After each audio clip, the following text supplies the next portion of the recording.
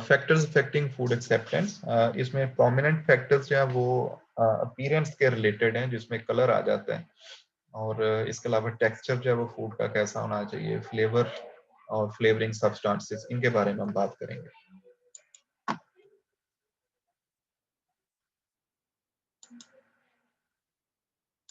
Ji,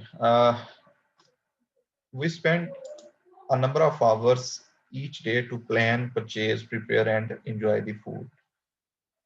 And many aspects like sensory attributes, availability, affordability, they all can affect the food acceptance. तो इसमें भाई affordability के हवाले से मैं अगर बात करूं तो बाज दफ़ा इंडिविजुअल को कंप्रोमाइज करना पड़ता है।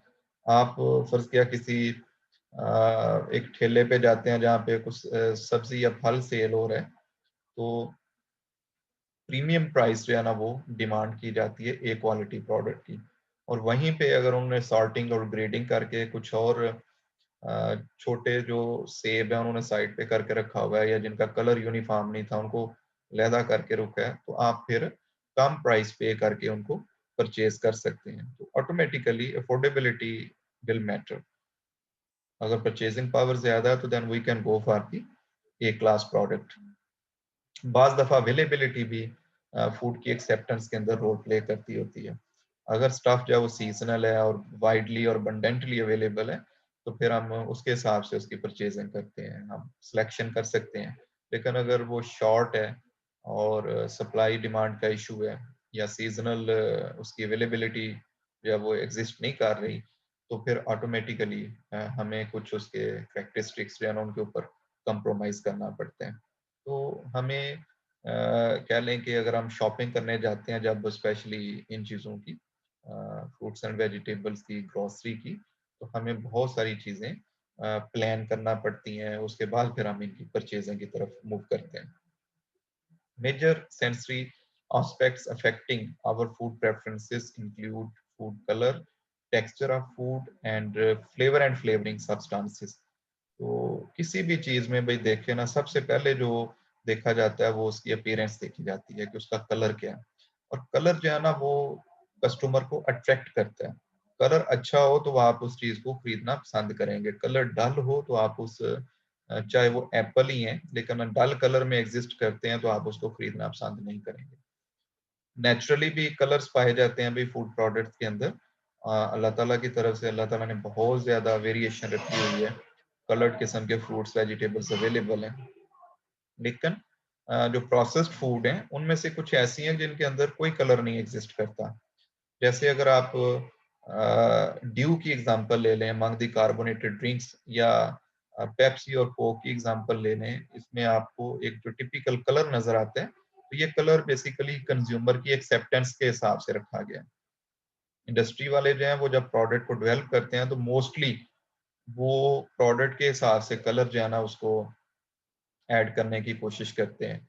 यानी अगर कार्डेमम सिरप है तो वो देखा जाता है कि कार्डेमम जो है वो उसमें उसका ग्रीनिश कलर होता है, तो ग्रीन कलर उसके अंदर आना चाहिए। और मिक्स्ड फ्रूट फ्लेवर जो जैसे रूह अफ़ज़ा है, इस तरह के अंदर आप देखते हैं कि रेड कलर जो है वो ऐड किया जाता है। आलमंड्स हैं तो उसमें आपको लाइट येलो कलर जो है वो नजर आएगा। तो नेचुरल कलर के साथ चीज़ों को कोरिलेट किया जाता है। तो कलर की सिलेक्शन में बहुत सारे फैक्टर्स जो हैं वो बेसिकली रोल प्ले कर रहे होते हैं। एक अलहदा टॉपिक है, मैं तो इतनी डिटेल में अब नहीं जाऊंगा यहाँ पे। इसी तरह टेक्सचर जो फूड का है वो भी बड़ा मैटर करता होता है, और फ्लेवर और फ्लेवरिंग सब्सटेंसेस जो हैं ये भी बड़ी इंपॉर्टेंट है। इनको भाई वन बाय वन हम इन चीज़ों को देखेंगे।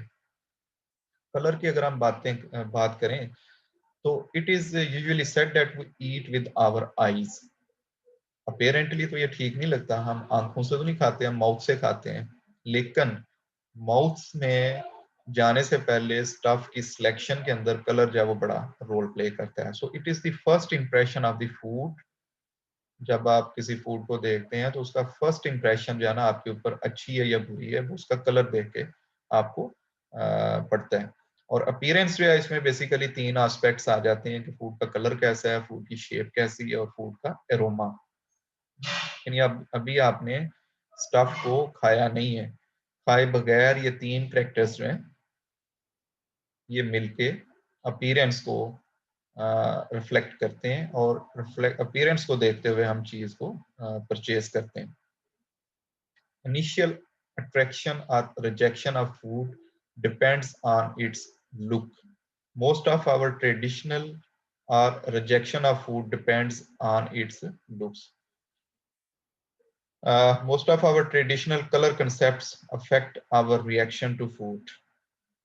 We associate orange, yellow color with ripened mangoes, red color with ripened tomatoes, and green color with leafy vegetables. तो ये हमने ना एक हिस्टोरिकली चीजों को एसोसिएट किया हुआ है कि मैंगो जो है ना वो अच्छा समझा जाएगा जिसका कलर जो है वो येलो फॉर्म में हो, यानी उसको हम पक्का समझेंगे, दूसरे को हम कच्चा कहते हैं। इसी तरह टमाटर जो है वो ग्रीन फॉर्म में हम उनको कच्चा कहते हैं, और अगर वो रेड कलर में नजर आते हैं तो हम कहते हैं ये पका हुआ है। तो इसी से मजीद अगर हम एक स्टेप आगे जाएं तो अगर वही रेड जरा डार्क रेड में नजर आए तो हम कहते हैं यार ये नहीं खरीदना, ये स्पॉइल कर रहा है, ये डिके हो रहा है, ठीक है। और इसी तरह ग्रीन कलर होता है वेजिटेबल्स का, स्पेशली लीफी वेजिटेबल्स का, तो अगर 1-2 दिन पुरानी होंगी तो उनका कलर जो है वो येलोइश होना शुरू हो जाएगा, वो बिल्ट होना शुरू हो जाएंगी, तो फिर हम उनको खरीदना पसंद नहीं करते। तो कहने का मकसद ये है कि बाज़ दफ़ा फूड की न्यूट्रिशनल वैल्यू अभी डैमेज नहीं हुई होती, लेकिन उसकी अपीयरेंस चूंकि डैमेज हो चुकी होती है तो उसकी वजह से ही हम उसको रिजेक्ट जो है वो कर देते हैं। Green, orange or light colored tomato looks unripened or anemic, pale जिसको हम बोलते हैं भाई, and does not attract us. The color of food is one way to judge its quality. For example, a green color is associated with unripened fruits such as mango or orange. A brown banana is thought to be spoiled. Color is not always a true indicator of quality. Quality जब हम कहते हैं ना तो quality के अंदर बहुत सारे फैक्टर्स आते हैं, इसमें सिर्फ एक चीज की बेस पे ये मैटर नहीं कर रही होती। सम varieties of oranges have a green color even when these are mature, while orange colored fruit may have sections which are not juicy. तो यूजुअली हो सकता है कि हम ऑरेंज जो है वो खरीदें कि जो ऑरेंज कलर में हो, ग्रीन कलर में या ग्रीनिश में हम कहें कि भाई अभी कच्चा है। बाज दफा हम इसके साथ में इसका टेस्ट फ्लेवर भी एसोसिएट कर लेते हैं कि ये खट्टा होगा, इसमें अभी एसिड जो है वो ज्यादा होगा, स्वीटनेस कम होगी। उस वजह से हम ऐसे ऑरेंजेस खरीदना पसंद नहीं करेंगे कि जो पार्शली जो है ना वो ऑरेंज कलर में हो और उनमें ग्रीन का कलर भी शामिल हो। लेकिन कहा जाता है कि ये ज़रूरी नहीं है कि अगर वो येलो ऑरेंज कलर में ही आपने उसको परचेज किया तो वो अंदर से भी ठीक होगा, मे बी उसके सम सेगमेंट्स जो हैं उसके वो जूसी ना हो। और इस सेंस में ये बात की जा रही है कि ये नो डाउट हमने एक एसोसिएशन डेवलप की हुई है, लेकिन this will not be okay all the time. It has been observed that fruit preserves and pickle darken during storage. Such darkening is caused by oxidative changes and can be minimized by reducing the oxygen in the top of the container by heat before sealing it. इसी तरह fruits vegetables में इनके दो products का जिक्र किया है, एक पिकल है और फर्मेंटेड प्रोडक्ट है। नॉर्मली इसको ऑयल के अंदर या विनीगर के अंदर इसको डिप रखा जाता है, अगर डिप ना रखें तो इसकी रेंसिडिटी ज्यादा होती है। एक प्रॉब्लम इनके साथ ये भी है। अच्छा, इसी तरह प्रिजर्व्स हैं, प्रिजर्व्स किनको कहते हैं? मुरब्बा जात को। और मुरब्बा जात भी अगर ऊपर वाली सरफेस खाली हो, अगर इनको हम सिरप के अंदर डिप रखेंगे तो ये ठीक रहेंगे। जितना हिस्सा इनका सिरप से बाहर होगा वहां पे और एटमॉस्फेरिक ऑक्सीजन मिलेगी और एक तो डार्कनिंग होना शुरू हो जाएगी कलर की, और दूसरा वहां पे फंगल ग्रोथ भी होना शुरू हो जाएगी। तो दूसरा एक तरीका क्या हो सकता है कि आप इनको डिप रखें सॉल्यूशंस के अंदर, आइदर सॉल्ट है या ऑयल है या विनीगर है या शुगर है। दूसरा तरीका क्या हो सकता है कि वो जो एटमॉस्फेरिक ऑक्सीजन लिड और फूड के दरमियान एग्जिस्ट करती है उसको किसी तरीके से रिमूव कर दिया जाए, ठीक है। तो ये भी इसके लिए प्रोसेस जो है वो एग्जॉस्टिंग उसको हम बोलते हैं, टेक्निकली एग्जॉस्टिंग का प्रोसेस करके हवा जो है वो उसको निकाल दिया जाता है और कंटेनर को जो है वो हर्मेटिकली सील्ड कर दिया जाता है। बाज़ दफ़ा पैकेजिंग अगर आप प्रॉपर नहीं करते, यानी फूड जब आप ऐसे कंटेनर में रख देते हैं कि जिसके अंदर मेटल एग्जिस्ट करती हैं, जैसे iron, tin, copper, they have the ability to react with the food and ultimately causing darkening. ये इनको हम प्रो ऑक्सीडेंट्स भी बोलते हैं भाई, इनकी मौजूदगी में ऑक्सीडेशन का प्रोसेस भी ज्यादा हो जाती है। तो नॉर्मली फिर हमें ऐसा कंटेनर चूज करना चाहिए कि जो फूड के साथ उसकी कंपेटेबिलिटी बने। Since colour affects food acceptance, it is added to food products during processing to improve its acceptance. तो स्पेशली क्यों इसकी जरूरत पड़ती है अभी? एक तरीका, एक तो ये हो सकता है कि आपने अभी प्रोडक्ट जो है ना फुल्ली मेच्योर उसको आपने यूज नहीं किया, यानी टमाटर अगर आप रेड कलर के यूज करते तो हो सकता है केचप भी रेड कलर का बन जाता। लेकिन अगर आपने कुछ कच्चे थे कुछ पके थे उनको आपने यूटिलाइज करके केचप बना ली है। और दूसरा ये भी है कि हमने भी बड़ा एक कलर उसके साथ एसोसिएट कर लिया कि बड़ा डार्क रेड कलर में इसको होना चाहिए। तो अब इस चीज को इंडस्ट्री वाले क्या करते हैं कि फिर वो कलर को ऐड करते हैं, ठीक है, ताकि कंज्यूमर जो है ना उसकी रिक्वायरमेंट को पूरा किया जा सके। हालांकि इसकी कोई न्यूट्रिशनल वैल्यू नहीं है अगर कलर की बात की जाए तो। Food preserves, cheese, butter, ice cream, cake, confections and candies are some of the food products that have some addition of colors। ये जितने भी प्रोडक्ट्स के नाम मैंने लिए हैं इनके अंदर आप देखिए वनीला फ्लेवर आइसक्रीम लेते हैं, मैंगो फ्लेवर लेते हैं, पिस्ता आप खाना चाहते हैं तो उनके फिर डिफरेंट आपको कलर्स भी उसके अंदर नजर आएंगे। Coloring materials used in food belong to two groups. Either they are natural or synthetic. तो नेचुरल को हम पिगमेंट्स का नाम भी देते हैं। अमंग द नेचुरल अगर मैं देखूं तो सबसे जो स्ट्रॉन्ग कलर है ना वो शुगर बीट का है, चुकंदर जिसको हम कहते हैं। इसके अंदर बीटालिन पाया जाता है, वो इतना स्ट्रॉन्ग कलर है कि नेचुरल भी जो सिंथेटिक कलर है वो भी इस कैपेसिटी का नहीं बन सका, ठीक है। यानी जस्ट आप उसको कट करते हैं या हाथ लगाते हैं तो आपको उसका वो एक टिपिकल कलर जो है वो डार्क पिंकिश टाइप जो है वो फील होगा।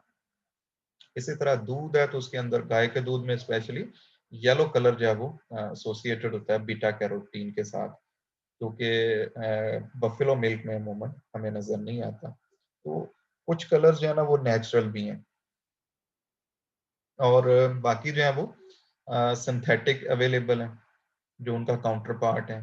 तो नेचुरल और सिंथेटिक का जब हम कंपैरिजन करें तो natural definitely they are better in terms of quality, लेकिन इनके अंदर ये एबिलिटी है कि ये जिस इन्वायरमेंट में इनको डाला जाता है फूड के अंदर ये में भी जल्दी ब्लीच हो जाते हैं, अपनी स्टेबिलिटी इनकी कम होगी, फिर ये ज्यादा क्वांटिटी में यूज करना पड़ेंगे रेसिपी के अंदर और डेफिनेटली फिर कास्ट जो है ना वो बढ़ जाएगी। तो नेचुरल मटेरियल्स को एक्सट्रैक्ट करना प्लांट से और फिर इसको इस फार्म में लेके ना ये भी एक कास्टिंग प्रोसेस है। तो अल्टीमेटली हम कह सकते हैं कि सिंथेटिक कलर्स जो है वो चीप होने की वजह से, ज्यादा स्टेबल होने की वजह से, ज्यादा वैरायटी और शेड्स अवेलेबल होने की वजह से इनको यूज इंडस्ट्री के अंदर ज्यादा यूज किया जाता है। लेकिन एक लॉज के वाले से अगर हम बात करें तो सिंथेटिक कलर्स को सर्टिफिकेशन की जरूरत पड़ती है, नेचुरल को सर्टिफिकेशन की जरूरत नहीं पड़ती। तो हम कहते हैं कि they are subject to B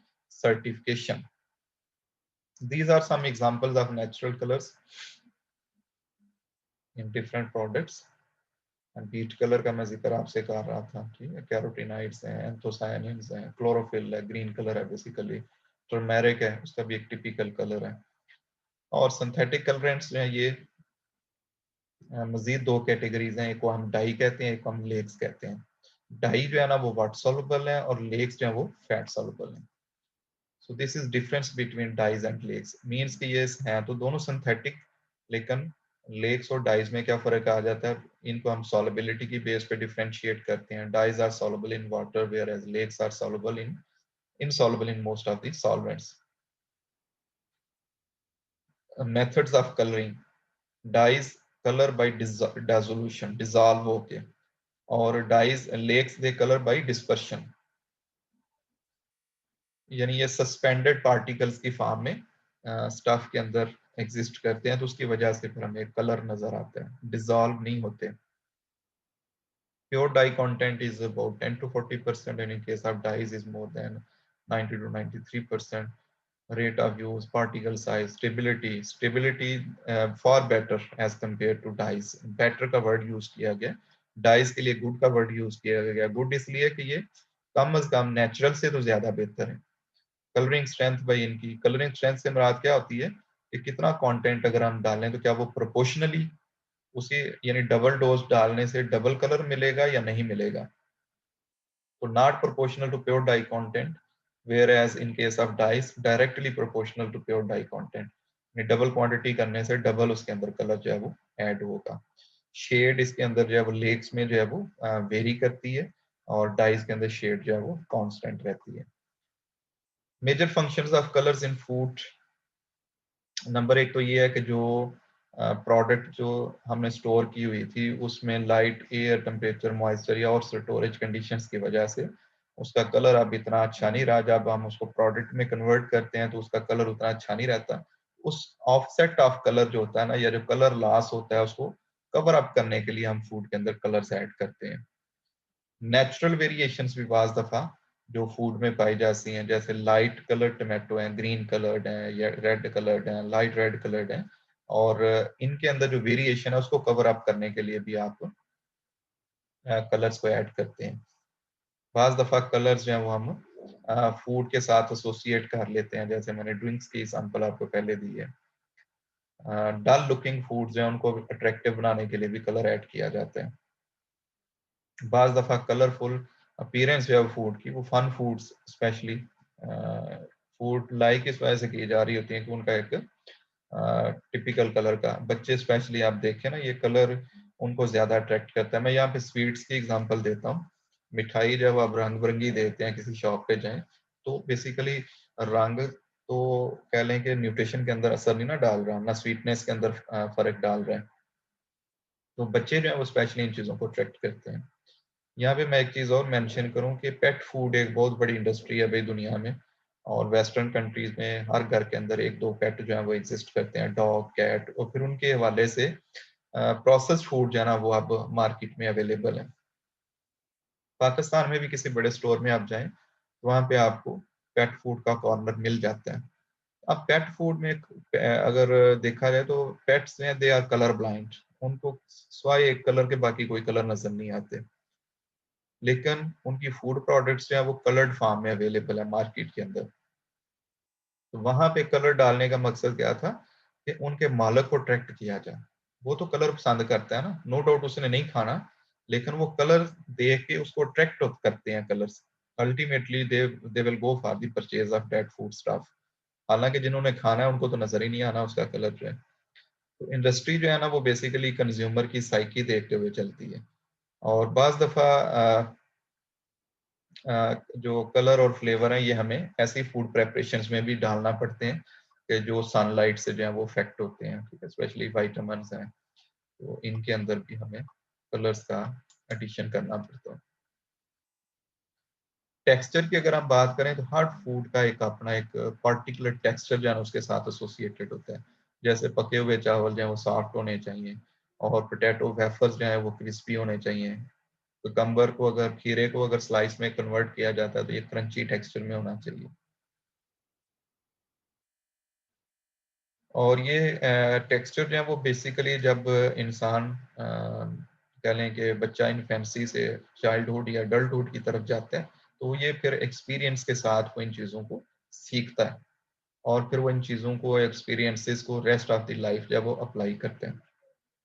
तो जिस चीज़ का जायका या कलर उसको जिस तरह का उसके ज़हन के अंदर, उसकी मेमोरी के अंदर प्रिंट हो जाता है, उसी तरह फिर उसको वो इन फ्यूचर जो है वो देखना चाह रहा होता है. ठीक है, तो ये ऑलमोस्ट इस तरह की चीज़ें जो है वो यहाँ पे लिखी गई हैं.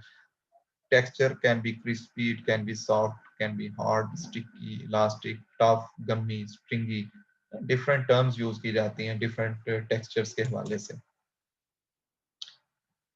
सीरियल्स के अंदर अगर हम बात करें तो उनका भी एक टिपिकल टेक्सचर है, जैसे चपाती या ब्रेड है, केक्स हैं, तो उनका एक टिपिकल जो है वो टेक्सचर एग्जिस्ट करता है. चपाती की अगर हम बात करें तो स्पेशली पहले आटा जो है उसको गूंदा जाता है, वो बनाते हैं, पानी और आटा मिक्स करके उसको नीडिंग करते हैं, और अल्टीमेटली फिर कुछ देर के लिए उस आटे को पड़ा रहने देते हैं और फिर उसकी चपाती जो है वो अच्छी बनेगी। Soft velvety textured chapati can be prepared. और अगर फौरन आटा गूंदा और फौरन उसकी चपाती बनानी शुरू कर दी तो उसका टेक्सचर अच्छा नहीं होगा। इसी तरह जैसे राइस की मैं एग्जांपल दूं तो राइस जो है वो अगर नया राइस हो, नई फसल हो, उसको अगर आप कुक करते हैं तो वो स्टिकी इन नेचर होंगे। लेकिन अगर पुराने राइस हैं तो वो सेग्रीगेटेड फॉर्म में दाने नजर आएंगे। उसकी रीजन क्या होती है कि एक नेचुरल प्रोसेस है जिसको हम एजिंग कहते हैं। जैसे इंसान बूढ़ा होता है और इसके अंदर डिफरेंट टाइप की चेंजेस आती हैं, तो इसी तरह फ्रूट्स एंड वेजिटेबल्स और सीरियल्स और कमोडिटीज के अंदर भी एजिंग के साथ जाना वो प्रोसेस ऐसा होता है कि जिसके नतीजे में कुछ ऐसे कंपाउंड्स डेवलप होते हैं। अमाइलोज अमाइलोपेक्टिन की रेशो कुछ इस तरह कह लें कि डिफर करेगी कि जिसके नतीजे में इन चीज़ों के नतीजे में अल्टीमेटली उनका जो टेक्सचर है वो अफेक्ट होगा। तो पुराने चावल जो है वो हमेशा पसंद किए जाते हैं नए चावल की निस्बत जो है। इसी तरह अल्कोहल जो है वो नो डाउट हमारे लिए तो प्रोहिबिटेड है ये, लेकिन दुनिया का एक बहुत बड़ा ये एक बेवरेज है। तो अमूमन जो अल्कोहल है वो जितनी ज़्यादा पुरानी होगी उतना उसका जो एक ख़ास किस्म का टेस्ट और टेक्सचर जो है वो डेवलप होगा और उसकी प्राइस जो है फिर वो प्रीमियम प्राइस मिलती है। इसी तरह केक जब हम बनाते हैं तो केक में जो डो है उसके अंदर हमने एयर को इनकारपोरेट करना होता है। उसमें हम शुगर और क्रीम या फैट को डाल के मिक्स करते हैं, बड़ी तेजी से बीट करते हैं। तो इस अरसे के दौरान उसमें एयर इनकारपोरेट होती है। तो जब एयर इनकारपोरेट हो जाए उसके अंदर तो वही डो जब उसको बेक किया जाता है तो अल्टीमेटली आप देखते हैं कि उसकी जो केक का टेक्सचर है, उसका जो ग्रेन स्ट्रक्चर है वो आपको चपाती या ब्रेड की निस्बत जो है वो डिफरेंट नजर आता है।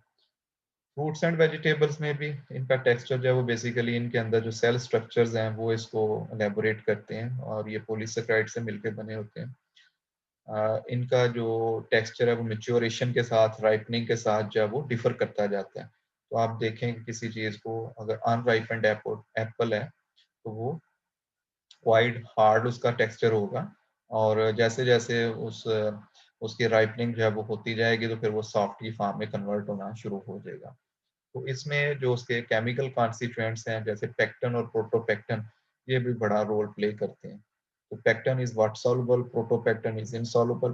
तो जितनी कोई कच्चा फल होगा उसके अंदर प्रोटोपेक्टन ज्यादा होगा और वक्त के साथ साथ मेच्योरिटी के साथ साथ राइपनिंग के साथ साथ ये पेक्टन में कन्वर्ट होना शुरू हो जाएगा और पेक्टन चूंकि वाटर सॉल्युबल इन नेचर है तो अल्टीमेटली उस फूड का टेक्सचर जो है वो सॉफ्ट होना शुरू हो जाएगा। मीट का भी एक भाई टिपिकल टेक्सचर जो है वो एसोसिएटेड होता है। कुछ सोसाइटीज के अंदर जूसी टेक्सचर जो है वो इसका लाइक किया जाता है। तो इसी तरह जब आप इसको रोस्ट करते हैं, इसको फ्राई करते हैं तो आप इसके साथ एक टेक्सचर को एसोसिएट करते हैं। बाज दफ़ा ये मीट के कट्स के साथ भी टेक्सचर जो है वो एसोसिएटेड होता है। तो जो कनेक्टिव टिश्यूज होते हैं ना उनको सिंपल कुकिंग अगर आप करेंगे तो वो हार्ड ही रहेंगे, लेकिन अगर उनको हम रोस्टिंग और फ्राइंग कर लें तो कंपैरेटिवली उनका टेक्सचर जो है उसको हम सॉफ्ट की तरफ जो है वो मॉडिफाई कर सकते हैं। तो texture of meat is very easily determined by the number of times one need to chew and how hard one has to bite to cut the piece. ये भाई एक इसकी डेफिनेशन आ गई।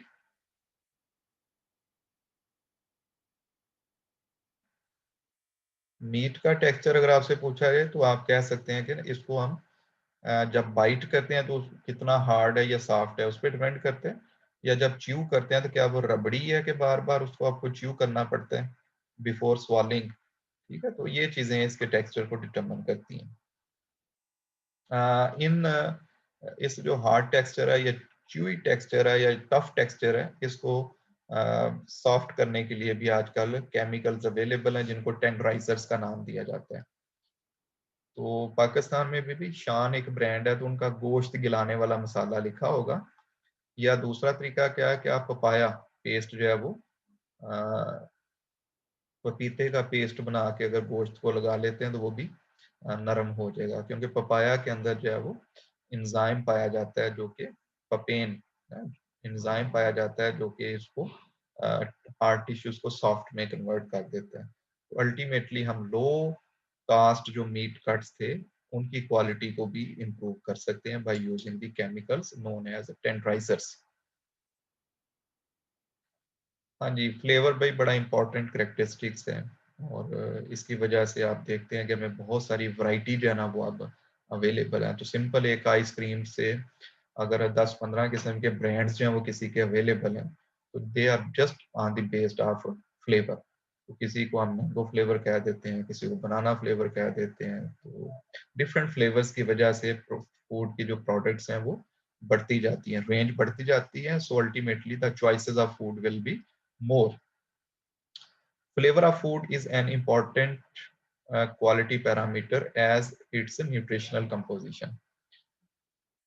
तो न्यूट्रिशनल कंपोजिशन वाइज देखें तो जो कड़वा बादाम है उसकी भी न्यूट्रिशनल वैल्यू है, लेकिन उसका कड़वाहट होना, उसका फ्लेवर कड़वा होना, उसकी वजह से हम उसको रिजेक्ट कर देते हैं। So it is as important as the nutritional value of the food.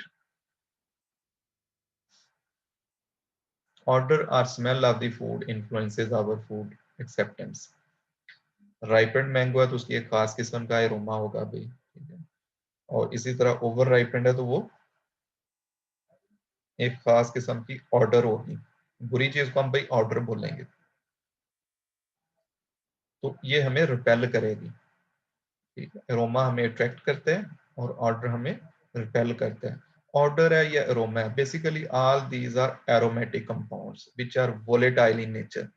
और वो वोलेटाइल होने की वजह से हमारा जो ऑलोफैक्टरी नर्व्स जो हमारे ब्रेन में एग्जिस्ट करते हैं, वो बेसिकली नोज के रास्ते भाई ये स्मेल, फ्लेवर, एरोमा जो है वो हवा के थ्रू जो है वो कैरी होके नोज तक पहुंचता है, और फिर ये वहां से जो है वो olfactory nerves of our brain, they are shifted there and ultimately they sense accordingly.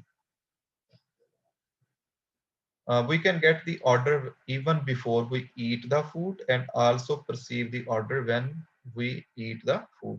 यानी खाने से पहले भी हमें पता चल जाता है और खाने के दौरान भी हम इस चीज को सेंस करते हैं। Order affects our acceptance of food depending on whether it is liked or not. Primary orders are sweet or fragrant, sour or acid, burnt and rancid. And our sense of smell is far more acute than the sense of taste. जो हमारी smell की sense है वो ज्यादा तेज है, quick है, before the sense of age compare to the sense of taste. और हम किसी भी चीज की स्मेल को जो है ना वो डिफरेंट कैटेगरीज में डिवाइड कर सकते हैं। हम उसको स्वीट कह सकते हैं, फ्रेगनेंट कह सकते हैं, सॉवर कह सकते हैं, एसिडिक, बर्न्ट और रेंसिड कह सकते हैं।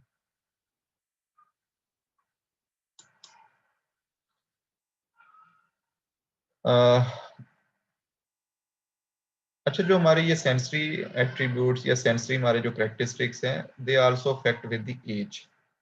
एज के साथ साथ हमारा जो सेंस है स्मेल का या टेस्ट का वो डिस्टर्ब होना शुरू हो जाता है, कम होना शुरू हो जाता है। तो अल्टीमेटली पर जब हम कहते हैं ना ओल्ड एज में खाना पीना डिस्टर्ब हो जाता है, तो उसकी एक रीजन ये भी होती है कि इंडिविजुअल के लिए वो चीज़ पैलेटेबल नहीं रहती। हम बाज दफा चीज़ को इसलिए खाते हैं हमें उसका जायका अच्छा लगता है, और ऑफ कोर्स वो न्यूट्रिशन भी देगी, जाके वो न्यूट्रिशियस है तो वो न्यूट्रिशन भी देगी। लेकिन अगर ओल्ड एज में बंदे के टेस्ट बर्ड्स इस चीज को सेंस ही नहीं कर रहे कि इसका जायका कैसा है, तो अल्टीमेटली बाज दफा वो उनकी मोटिवेशन खत्म हो जाती है उस चीज को खाने के लिए। इसी तरह इसी के अंदर एक हमारी सेंस ऑफ टच आ जाती है भाई, जो कि टेक्सचर को बताती है कि क्या ये सॉफ्ट है या हार्ड है या क्रंची है या क्रिस्पी है।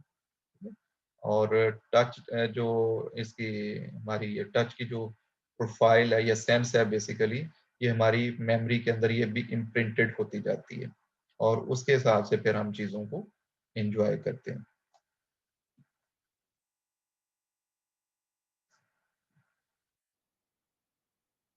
टेस्ट की अगर हम बात करें तो ये भी भाई फ्लेवर का एक इम्पॉर्टेंट कंपोनेंट है, और फ्लेवर के अंदर इसका बड़ा रोल है। ये तब परसीव किया जाता है कि जब हम फूड को खाते हैं माउथ के अंदर रखते हैं, तो फिर वहां पे जब मेस्टिकेशन का प्रोसेस होता है तो फिर भाई उस वक्त इसको सेंस किया जा सकता है। The sensation of taste is perceived when the taste receptors are stimulated, जिनको हम taste buds कहते हैं। तो जब वो stimulate होंगे तो फिर जो है ना ये feel होगा। Taste buds are located on the surface of the tongue and food must be dissolved in liquid to enable us to perceive its taste. Hence, we have to masticate dry food such as roasted groundnuts to mix these with saliva so that we can taste these. तो test के जो flavour जो compounds हैं वो जब तक dissolve नहीं होते लिक्विड के अंदर उस वक्त तक वो टेस्ट बड्स फील नहीं कर पाते। इसलिए कुछ फूड्स ऐसी हैं कि जो बेसिकली सॉफ्ट नेचर में नहीं होती, डिसॉल्व नेचर में नहीं होती, जैसे रोस्टेड ग्राउंडनट की एग्जांपल दी गई। और जब हम इनको मेस्टिकेट करते हैं वहां पे जब स्लाइवा ऐड होगा तो फिर इनका टेस्ट जो है ना वो आना शुरू होगा। और जितना टेस्ट ज्यादा आता जाएगा बाज दफा हम फूड को उतना देर तक जो है ना वो माउथ के अंदर रखना पसंद करेंगे, मेस्टिकेशन उसकी करते रहेंगे। किसी चीज का टेस्ट अच्छा ना हो तो फौरन हम उसको एजेक्ट कर देते हैं, जस्ट लाइक मेडिसिन। बच्चे जो है ना उसको फौरन एजेक्ट कर देते हैं। टेस्ट जो है ये स्वीट भी हो सकता है, सावर भी हो सकता है, साल्टी भी हो सकता है और बिटर भी हो सकता है। शुगर जो है बेसिकली ये स्वीट टेस्ट के लिए रिस्पॉन्सिबल है। सॉल्ट जो है वो बेसिकली सॉल्टी टेस्ट है, वो हमें प्रोवाइड करते हैं। और एसिडिक टेस्ट जो है ये मोस्टली फूड्स के अंदर जो डिफरेंट टाइप के एसिड्स पाए जाते हैं उसके उनके साथ एसोसिएटेड है। बिटर टेस्ट है वो फूड के अंदर कुछ ऐसी सब्सटेंसेस होती हैं टिपिकल की, बेसिकली वो प्रोटीन इन नेचर सब्सटेंसेस हैं, उनकी वजह से बिटर टेस्ट है वो फील होता है। मोस्टली जो फूड्स का टेस्ट है वो ब्लेंड होता है, यानी इन सब का ब्लेंड होगा इन जो प्राइमरी टेस्ट का, ठीक है। उसके अंदर एस्टिक सब्सटेंसेस भी हो सकती हैं, उसके अंदर स्वीट सब्सटेंसेस भी हो सकती हैं, सॉल्टी भी हो सकती हैं। So primary taste can be modified by combination of compounds responsible for these।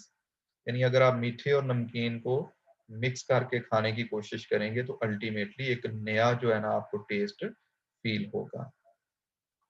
So there thus variety of steps can be taken to modify the flavor of natural foods। Last भाई component जो food की acceptance में role play करता है वो flavouring substances हैं। और बहुत सारी वैरायटी ऑफ स्टफ अवेलेबल है जिनको हम फूड के अंदर as a processing aid add करते हैं और उनकी वजह से फूड का जो फ्लेवर है वो बढ़ जाता है, ठीक है। We can use flavoring substances naturally present in food are those synthesized in the factory during food preparation and processing to improve its acceptability, and additionally we can add variety to our diet. Appropriate use of these can make a dull dish into a highly palatable one. A large variety of flavoring substances are used in the home. These can be salt, sugar, spices। तो salt की अगर हम बात करें तो ये भाई mostly used है अमंग दी स्पाइसेस या कॉन्डिमेंट्स, ठीक है। और ये सी वाटर से भी हासिल किया जाता है और जैसे पाकिस्तान में खेड़ा माइंस है तो वहां से भी इसको डिग किया जाता है। और तकरीबन जितनी भी सॉल्टी प्रोडक्ट्स हम बनाते हैं फूड प्रेपरेशन उनके अंदर इसको यूज किया जाता है एक्सेप्ट फॉर स्वीट्स। अब कुछ लोग तो स्वीट प्रोडक्ट्स के अंदर भी सॉल्ट ऐड करके एक एडिशनल फ्लेवर लेते हैं। इसके अलावा ये जितने भी पिकल हैं, चटनीज हैं, सॉसेज हैं, उनका ये लाजमी कंपोनेंट है। एसिडिक सब्सटेंसेस की अगर हम बात करें तो जैसे लेमन जूस है, टमारिंड है, विनीगर है, आमचर है, ठीक है। आमचर जो बेसिकली रॉ मैंगो से बनाया जाता है। तो ये सारी चीजें जो है ना वो एक टिपिकल एसिडिक फ्लेवर देने के लिए जो है वो फूड स्टफ के अंदर ऐड की जाती है। हर्ब्स एंड स्पाइसेस जो है ये इंडो पाक बेसिकली होम ऑफ स्पाइसेस कहलाते हैं। और अगर हम हिस्ट्री में जाएं तो यहाँ पे अंग्रेज और बहुत सारी कौमें जब बरसगीर में आई थी तो वो स्पाइसेस के चक्कर में आई थी। These impart a delicate flavor to the food। Their presence is evident by the irresistible aroma which sharpens our appetite। तो स्पाइसेस अगर फूड में डाले हों तो फिर हमारी एपिटाइट जो है वो और ज्यादा बेहतर हो जाती है। फूड के अंदर भाई डिफरेंट टाइप के जो ये स्पाइसेस वगैरह हैं, हर्ब्स हैं, इनके अंदर एसेंशियल ऑयल होता है, इनके अंदर ऑर्गेनिक एसिड्स होते हैं, जिनकी वजह से एक टिपिकल जो है हमें फ्लेवर जो है वो मिलता है। स्पाइसेस और हर्ब्स के डिफरेंट पार्ट्स जो है इस पर्पस के लिए यूज किए जाते हैं। कुछ के फ्रूट्स हैं, सीड्स हैं, berries, roots, rhizomes, leaves, bark, ठीक है। तो डिफरेंट कंपोनेंट्स जो है ना इनके अंदर या तो एसेंशियल ऑयल होगा या ऑर्गेनिक एसिड्स होंगे, जिनकी वजह से हमें एक टिपिकल उनके साथ जो एसोसिएटेड फ्लेवर है वो मिलेगा। एक प्रॉब्लम इनके साथ भाई अडल्ट्रेशन का भी है, और मैं इसमें यही सजेस्ट करूंगा कि आप होल ड्राइड स्पाइसेस लेके उनको खुद ग्राउंड किया करें, ठीक है, क्योंकि ये दोनों फार्म अवेलेबल हैं। तो ग्राउंड फार्म में अगर मार्केट से लेके आएंगे तो उसके अंदर अडल्ट्रेशन के ज्यादा चांसेस हैं, और normally ground hulls, saw dust, ठीक है, और वेस्ट मटेरियल डिफरेंट प्रोडक्ट्स का उनको इसके अंदर डाल के इसका प्रॉफिट गेन करने के लिए बेसिकली बल्क जो है उसको क्रिएट किया जाता है। तो अगर आपने चिल्लीज परचेज करनी है तो उनको भी आप खुद जो है वो ग्राइंड करवाएं तो वो ज्यादा बेहतर ऑप्शन है। Flavoring extracts are obtained from spices by extraction with alcohol, steam distillation by expression in a press। एक तो तरीका ये था ना कि हमने भाई इनको पाउडर फॉर्म में इनको यूज कर रहे हैं स्पाइसेस को। दूसरा तरीका क्या है कि इनका मजीद एक्सट्रैक्शन कर दिया जाता है, और उस एक्सट्रैक्ट को जो है ना फिर आगे आप बेशक ऑयल्स के अंदर मिक्स कर लें, अल्कोहल के अंदर मिक्स कर लें, और फिर उसको आप डिफरेंट फार्म्स में जो है वो आगे यूज कर सकते हैं। नॉर्मली इनको स्टोर करने के लिए सजेस्ट किया जाता है कि कूल प्लेस होनी चाहिए और टाइटली क्लोज कंटेनर होना चाहिए। और क्योंकि ये कंसंट्रेटेड फार्म में जो एक्सट्रैक्ट्स हैं, so very minute quantities needed to be added to impart the desired flavour. अब ओरिजिनल मटेरियल की निस्बत कम क्वांटिटी में भी इनको ऐड करके हम सेम जो है वो फ्लेवर ले सकते हैं। Flavouring extracts are available of ginger, cardamom, saffron, vanilla, orange, cinnamon वगैरह। इनके ये नेचुरल भी हम डाल रहे हैं इनको ग्राइंड करके पाउडर फॉर्म में, और इनके हमारे पास फ्लेवरिंग एक्सट्रैक्ट्स भी अवेलेबल है। इसके अलावा बहुत सारे अब सिंथेटिक वेरिएंट्स भी अवेलेबल हैं। तो जब से ये गैस क्रोमेटोग्राफी के अंदर एडवांसमेंट्स आई हैं और इंडिविजुअल जो फ्लेवरिंग कंपाउंड से उनकी आइडेंटिफिकेशन पॉसिबल हुई है, तो अब सिंथेटिकली भी जो नेचुरल्स हैं उनके काउंटर पार्ट्स हैं वो अब बनना शुरू हो गए हैं, और इसके भी वही बेनिफिट्स हैं जो मैंने आपको नेचुरल पिगमेंट्स और जो सिंथेटिक डाइज और लेक्स के बारे में बताए थे।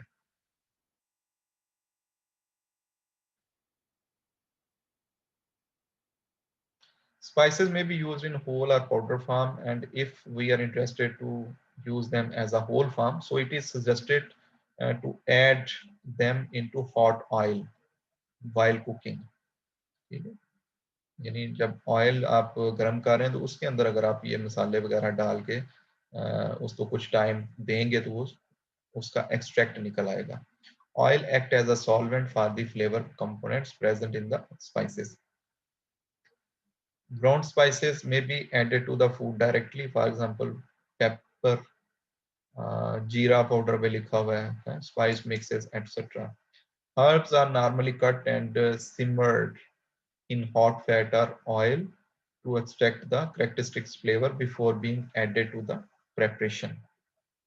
तो किसी भी हर्ब के नाम ले लें भाई, अगर आप धनिया ही डालना चाहते हैं तो उसको भी आप फ्रेशली कट करके, तो हल्की जो ऑयल की क्वांटिटी है या थोड़ी क्वांटिटी में पानी लेके उसके अंदर आप उसको सिमरिंग करते हैं। बाज़ दफ़ा आप इसकी गार्निशिंग भी करना पसंद करते हैं ताकि एग्जैक्ट फ्लेवर जो है वो परसीव किया जा सकता है। ज़्यादा लंबे अरसे तक अगर इसकी कुकिंग होती रहेगी तो अल्टीमेटली वोलेटाइल कंपाउंड जो उनके लॉसेस हो जाते हैं। तो so basically they are advisable to add towards the end of the preparation. जब खाना तैयार कर लें तो लास्ट पे जाके इनको ऐड किया जा सकता है। In the use of flavoring material, it is good to remember that while a small addition is good, more of it may result in decreased acceptability of the food product। तो spices एक खास level तक use करना positive impression है, और अगर एक level को हम क्रॉस कर जाएंगे, एक्सेसिव यूज करेंगे, तो फिर ये नेगेटिव इम्पैक्ट भी रखता है। So this is the suggested feeding, fundamentals of food nutrition and diet therapy. इसमें भाई ये 2 चैप्टर्स की